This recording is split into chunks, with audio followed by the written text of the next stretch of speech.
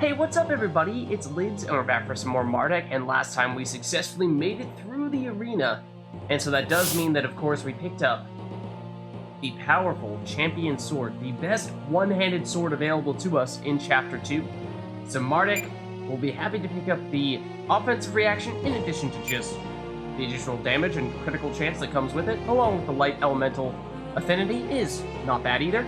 So, a couple things that I'm thinking we might want to do here is swap out some of our gear, because we might find that some people have mastered things now that they have gone through the arena, having equipped some things.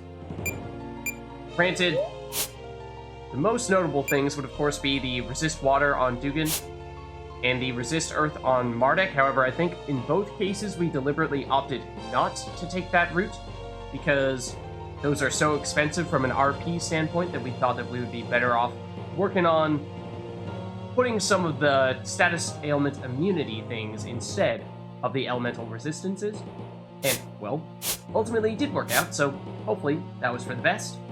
However, let's take a closer look here and make sure, obviously, the champion sword Mardek has not yet mastered. Geo Jacket, for that reason, he's still working on that.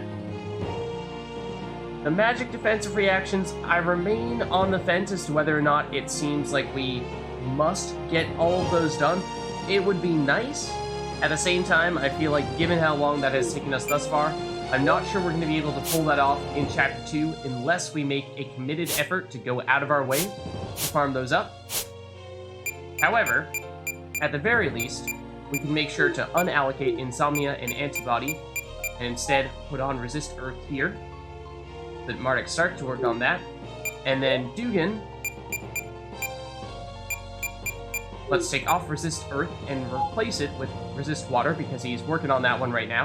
And it would be nice to also work on either Antibody or Bright Eyes. I'm not sure I realized that he had not yet mastered Bright Eyes, but I think those are still secondary to Resist Water, which is really the big one.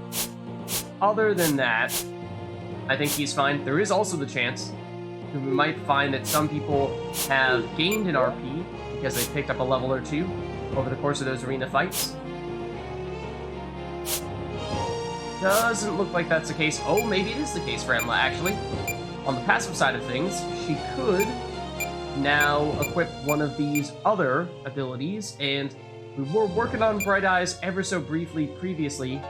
We were saying how, well, with her being a spellcaster, maybe not terribly significant, but if she doesn't have anything else that she's actively working on at the moment, then I suppose we could give that a shot. So let's swap out the Moonstone Ring for the Onyx Ring to give her the opportunity to do that. So we'll turn that on here.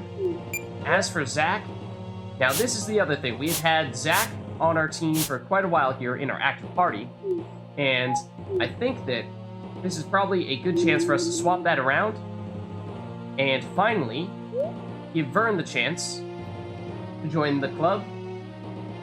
And remember that as we're doing that, we also probably want to pay particular mind to the items that Zac has, either currently equipped or in his inventory. So the Bandit Leather, I don't remember as to whether VEHRN has used and mastered the abilities from this item yet, but that's potentially worth taking a closer look. He likely has mastered the damage soak from the Pickaxe Pendant, but we can double check that too. I suppose, same idea with Vim on the Bone Stone. Most other things are either specific to Zac, like the Bone Slicer, or in the case of the Cog Necklace with Insomnia, there are other sources for learning that ability. So I think that might be just about it, other than giving things like Phoenix Downs and status effect removing potions. I think we'll be okay on that front. I'm assuming that VEHRN does have some of those already. He actually doesn't have many. He does have his fair share of Phoenix Downs, but other than that, he's a little light on the potion side of things. Could we potentially swap some better potions? Let's do that. At least take one. Give it to VEHRN. And, yeah, he's looking rather light on all of his other gear, so we'll make sure that we put some of the stuff on him too. Let's take a closer look. now that we have him in our inventory in full, in our party, I should say, in full. And so, VEHRN is currently using the Silver Sword. He has mastered the abilities there. It is, of course, very strong against undead. However, we might find that we now have access to new swords that he has not yet gotten the chance to use. Those may include Bronze Sword, I'm not sure. Iron Sword as well, potentially. Let's move all those over. Give him the chance to look them over. And definitely has not used the Shadow Blade, because we only picked that up fairly recently. And VEHRN was not in the party at the time. Keyblade, we know, doesn't have any additional abilities, so that's not a huge thing.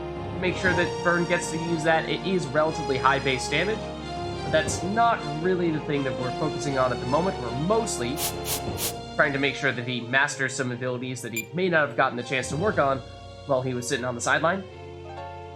Oh, so the Bronze Sword he actually started off with, and this is what had Smite Evil and his Smite offensive reaction.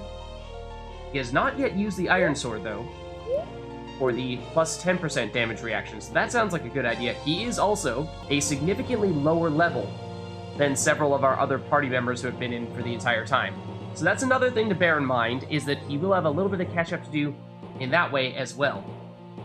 And, yeah, so Degeneration, it'll take longer for him to master this one, so I think we start with the Iron Sword and plus 10% damage. And other than that, let's take a look at, well, certainly needs a chest plate.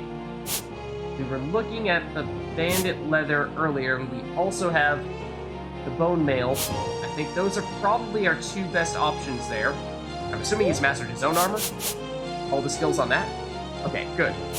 That would maybe be a little bit questionable if he had not. As for Zax, however, Zax has a couple of skills that he's not yet mastered, so that seems like a good fit for him there.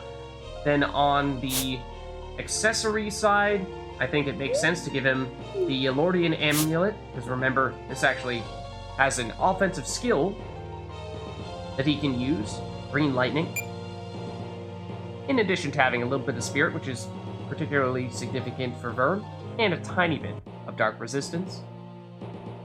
So let's give that a shot, and double-check his reactions here. He does just barely have enough RP to use that offensive reaction that we just added, so that's great. Similarly, can use all of those defensive reactions from Zax's armor. However, we see that he was previously working on the evasion reaction, but did not finish it, so that is also theoretically something that we would like to get the chance to do. Nothing on the offensive magic reactions, that's fine. Defensive reactions, he does have the one that he got from his own armor, and has very little in the way of passive abilities. That is, in fact, rather alarming. So let's get rid of the Silver Pendant, because that does not give any. It is fairly strong, because it has that 3 magic defense, along with a little bit of light resistance when he's already a little bit light resistant as a light elemental character. But I think we want to make sure that we put something that has an ability on it in that spot. Most likely something that gives a passive ability, because that is what he's most missing right now. MP, it is something, because VEHRN does have a lot of very powerful skills that do cost mana, unlike Zac, and in that way, getting some additional MP might not be a bad idea. Not necessarily sure it'd be on the top of my list, though, and I know we were just saying earlier for Emla that putting Bright Eyes on her, sure, if she's not working on anything else, might be significant, but with VEHRN being a physical attacker, that's going to be a lot more meaningful for him to get. Oh, the other thing is, I believe that Zac has the other Kettle Helmet, which is a good one for us to use. And we ought to put that on VEHRN, because he's currently helmetless. And as for what we throw in on Emla's second accessory slot, why don't we just put in a Moonstone Ring as a placeholder, mostly for that little spirit and a little bit of magic defense. So that's a start. The other thing that we can do is we can take a closer look at what we can get from the shop, because when we were initially looking at that, we were probably thinking mostly about the characters that we had in our party at that given point in time. However, Now we have a little bit more money because we did, of course, just go through the arena and fought several people along the way. So although we have picked up a kettle helmet for Zack, it wouldn't be the end of the world for us to buy an additional one for VEHRN as well. They're relatively inexpensive. So there's that. We could afford a second Trilobite armor, which is intriguing. We were talking earlier about how that would be something we'd like to do at some point. Let's take a look at other options first, though, because that is not pressing, given how VEHRN is currently working on other defensive reactions from his chestplate. Zack is also using the Belt of Movement at the moment, so we'd have to take that off of him if we wanted to get the one that we have already purchased, and that is quite expensive as well. So I think for that one, I would probably prefer to wait. As for other things like the Snake Stone, that should still be lying around in someone's inventory. So I think we're doing all right there. Oh, actually, has Emla mastered Locomotion? I'm not sure she has, because she did get paralyzed in the arena fight, and it almost cost us quite a bit. So let's steal that item from Zack in that case. I'm gonna take your Belt of Movement, and do we give it to VEHRN? Do we give it to Emla? I think we actually give it to Emla here. She's mastered both abilities from the Mind Crystal and the Moonstone Ring, so neither of these is particularly relevant at the moment. As for which one is better from the other statistics that it has on it, the Mind Crystal is a little more well-rounded, has a little bit of a lot of things, whereas the Moonstone Ring is a little more specialized. I think let's try getting rid of the Moonstone Ring here. And I'm assuming that Emla, has not mastered this. Okay, so that gives Emla something to work on that is perhaps a little more meaningful than Bright Eyes. So I like that. Oh, and also she was working on Resist Earth. Or she had already mastered Resist Earth, which was useful to put that on for the arena when we were expecting to perhaps take a fair bit of Earth damage. However, if we're deliberately trying to up our passive skills, then it probably does make sense to, again, look here and see if there is anything else that we can put in that second spot to help her out. And the answer would be that if we could nab Bright Eyes off of the Onyx Ring by taking it from Dugan. At some point, we would like Dugan to work on that. However, at the moment, he does not have the RP to make that happen. So we'll throw something else in Dugan's second slot as a placeholder. Now, that means that Emla can be using Bright Eyes and Locomotion simultaneously. And for the last one, sure, we'll throw on the MP. VEHRN cannot quite do Bright Eyes and Insomnia simultaneously. However, that's okay, he's already mastered Insomnia. So that should be good. And the other accessories for the offensive skill, the Green Lightning. So let's check that out. Let's see what that looks like. And hopefully, along the way, also give VEHRN the opportunity to level up a little bit, because, well, that might be useful, given how he is, I want to say it was, what, maybe as much as 5 levels below the other characters? So we'll just go for a few fights here, see what this stuff looks like, get a sense as for just how far behind VEHRN really is, and yeah, that being said, probably not going to stop me from taking out all these guys and just giving VEHRN the opportunity to get some levels. Yeah, he is 5 to even 6 levels different from Emla, at least. And of course, by doing this, we will pick up a little bit more coinage, making it a little more stomachable for us to say, purchase another one of those Trilobite armors, which we would like to do. We could afford it now, yes, but then that would leave us relatively cash-starved. So, not that we have too many other things that are high on our list, but it would be nice. That way, if we wanted to pick up another Belt of Movement, we could. As for why I just used Lightning instead of Stone Explosion, great question. The answer to that is that I was not paying attention. However, it does give an opportunity for other people to step in here.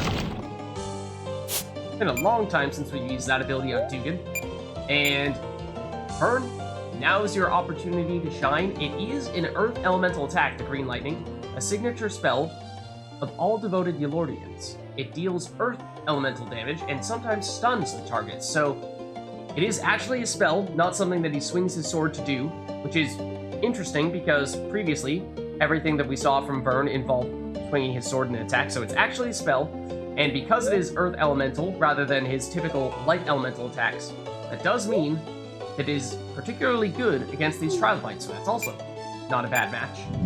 Let's test it out. Strong enough against these guys, at least. As to whether that would be enough to take them out when they were on full HP, it would have been close. Remember that guy had taken some damage already from the spell that Emla used. And here is an Earth Staff, which is the type of weapon that those Trilobites are using after having fought a fair number of them. It is fairly difficult to get this because I think it is only a 1 or 2% chance to drop, but we have now finally gotten it. And you see again that this has several skills here that Mardek can't learn. Dugan can't learn. Soul Strike he can. I suppose theoretically it is an offensive reaction. Emla also can't learn Razor Leaf or Heal Earth. Likewise with VEHRN. So it's a little odd. It is a staff. And, well, no one can equip it. So what exactly the deal with that is, we'll just have to wait and see. But keep an eye out for that. So we'll do a couple more battles here, I think. Give other characters the opportunity to use a few more of those reactions. And I'm thinking of mostly Mardek with the new offensive reaction. VEHRN does have a whole bunch of things, both offensive reactions with his attacks and his new Green Lightning ability, which, granted, will not involve attacking, or at least not with his sword. So therefore, those are really two separate, different initiatives to get completed. And for that reason, I think that we might deliberately try not to take everyone out in one hit with Emla, because that gives others the opportunity to do more. And also probably means that we are going to do a little bit of passing with other people, namely so that VEHRN and Mardek can do most of the work here. So now is our time to check. Can VEHRN take a Coelacanth out when it has full HP? Not quite. In fact, it did enough damage to take about half of its health away, so not that close. It seems like he dealt a lot more to the Trilobites earlier. I don't remember if the Trilobites have lower magic defense than that. They may, but obviously 2 magic defense on the Coelacanths isn't a ton. Okay, and so Mardek, we're just going to use normal offensive attacks, because he needs those reactions. This does mean that people will get hit a little bit more, and honestly, that's not a terrible thing either, because at least VEHRN does need his fair share of those defensive reactions. Others at this stage, I think, are looking pretty good on that front. Dugan, if we did switch back over to his other sword, has a magic defensive reaction. But on this occasion, at least against the Coelacanths, that's not really going to be anything that we can work on. So let's use another Green Lightning here. That one's enough to take the Coelacanth out. Mardek, you can probably take this one out yourself. And so another successful battle there, and VEHRN, as for how quickly he is gaining that XP, theoretically, at least one would think that he would level up pretty quickly, given how he is several levels lower. It takes less experience for him to get to the next level. Granted, it's not like he's gaining a level with every single battle. It's not that fast. So we do need to give him a little more time here. And let's perhaps take a closer look at some of those new abilities, like the Green Lightning. We have, of course, checked it out, but let's read the description as well. Maybe we can learn a little bit more about it. So, let's wait with Emla. Let's wait with Dugan. And VEHRN, we see that... Oh, we did read this. What am I saying? Silly me. Okay. So, in that case, it definitely did do more damage to the Trilobite. Okay, yeah, the Trilobite has less magic defense, and that would presumably be why. And we'll try to keep as many enemies up as possible, and by that I mean we will take one out immediately with Mardek. I was thinking that we would deliberately attack an enemy that was not on low life, so that way we might be able to keep all three of them up while still working on Mardek's skills and Vern's skills. But Mardek just has enough damage that you can't stop him. He's too powerful. Now, Vern did get hit by a -10 agility attack. So now he is sitting on 2 agility. So, needless to say, both of these guys are now faster than him, and Vern is doing his turn last. So, I suppose now we can take out the Trilobite. Now the Coelacanth will go, and that's not really who we want you to be attacking. As for whether Vern can take this guy out, yeah, not bad.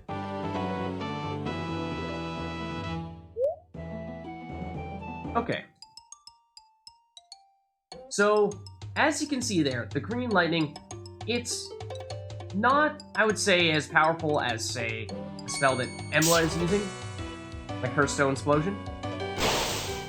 Reason for that being partially because Emla should, I believe, have higher base spirit than Vern. We can double check that, in fact. Emla starts off with 20 spirit and is getting +2, I believe, mostly from the lightning rod at the moment. Whereas Vern actually only starts with 10. And spirit is the attribute that affects how much damage you deal with your spells. So for that reason, Vern, at least initially, by default, would deal less damage than Emla. We could even do a comparison here. Stone Explosion. Oh, granted, we're opting to use that against an enemy that is 100% resistant to earth damage, which, come to think of it, could actually be a particularly effective way to use lots of the green lightnings, because, well, we know it's not going to take him out. So we can do as many of them as we want, and these guys will still be here to take the hits. Vern is sitting on 10 MP at the moment, which is not going to last him very long. I'd rather not have to use a mana berry just to give him some of that MP back. However, we do have some other more powerful sources of MP regeneration, so maybe that's okay. Sacrifice one of our weaker ones here. Obviously, under ideal circumstances, we would just go back to town, go to a save crystal, and heal up. We're not far away, but far enough that it feels like, yeah, we'll pay the price in the name of convenience here. And continue to pass, at least for a little while longer here. Give Vern the opportunity to continue to work on that. Because the other thing is, that item, the amulet that gives that ability, it's decent, but, I mean, you saw how many other abilities Vern needs to work on, ones that he has not yet mastered, most of which he will need to have in the accessory slot, and therefore, all the more reason to finish that as soon as possible. So I think it will be useful to do this nice and early, so that we can make sure that we can switch over to some of those other, potentially long-term, more effective miscellaneous items in its place. And it is also an opportunity, of course, to have these bats do a lot of physical attacks. Like I was saying, I think it is mostly just Vern who needs them, but he needs them pretty bad. I think he needs 20, I almost passed with Vern. I think he needs 20 for both the damage soak and minus percentage damage reactions. And we gotta be a little careful here. Most of these attacks aren't dealing a ton of damage, but some of them are. And if it happens once, sure, not a huge deal, but you see that Emla has actually taken her fair share of damage here. So I'm gonna wait on her turn, and then with Mardek, we'll probably heal. And with Vern, this might be the last turn in which we opt to use Green Lightning, and that is the first time that we've seen it stun. It does have a built-in chance to stun. However, as you can tell based on how infrequently it does happen, it's not something that we're going to be able to rely on too often. mostly just going to be a little bonus if and when it does happen.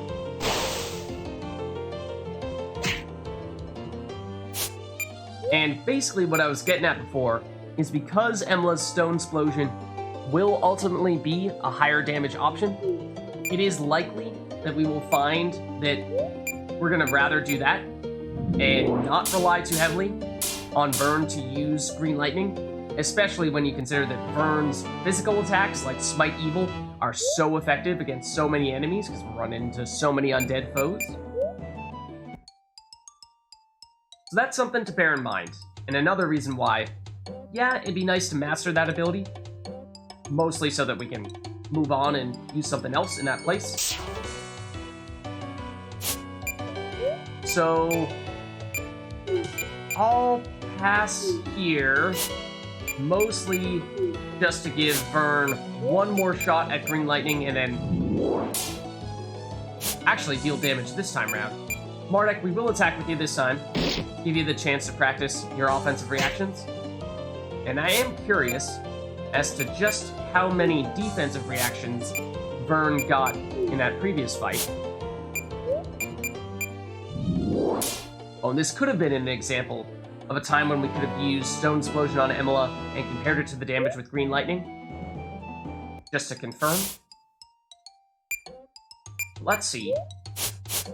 On the defensive side, well, actually only needs 15 for damage soak. He has 9, so he's getting somewhere. He's fairly close to the damage soak, not as close to the damage percentage reduction. Let's head on back to town. And if we run into any fights along the way, then great, we'll just get a little bit closer. And more of these bats. Will we opt to use the same strategy here? That depends. But again, the more of you that opt to attack VEHRN, the better. So I think, again, we'll take a little bit of this opportunity here to use some Green Lightning. Might still opt to take them down one at a time with Mardek, since he's the only one other than VEHRN that needs offensive reactions. Emla, Dugan, not so much. And again, cannot compare the damage between Emla and VEHRN against these guys, at least, because they are 100% resistant to Earth. So regardless of how powerful the attack normally is, well, it's not going to do anything against these guys. Now, VEHRN is, of course, now out of MP and can no longer use that Green Lightning skill. However, he does need a physical reaction as well, so we'll just whack a bat.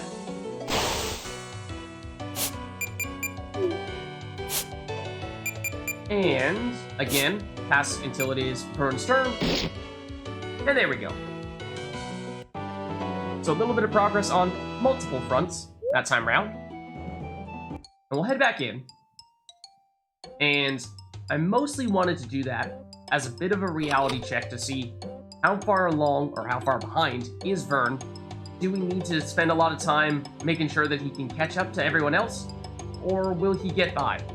And, of course, a little bit hard to say when we're talking about just random trilobites and coelacanths in that cave there. A little bit more telling when we're talking about taking down difficult boss fights or going into the arena.